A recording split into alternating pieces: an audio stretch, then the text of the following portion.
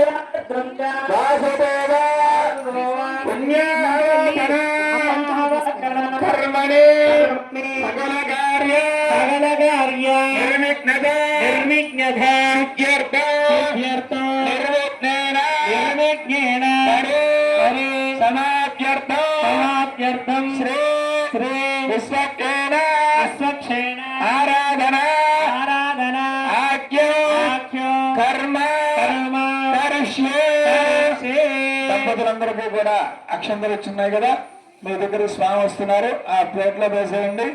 ఎవరికైనా అక్షంతలు ఇవ్వకపోతే కనుక ఆ ప్లేట్ దాకా నమస్కారం చేసుకోండి.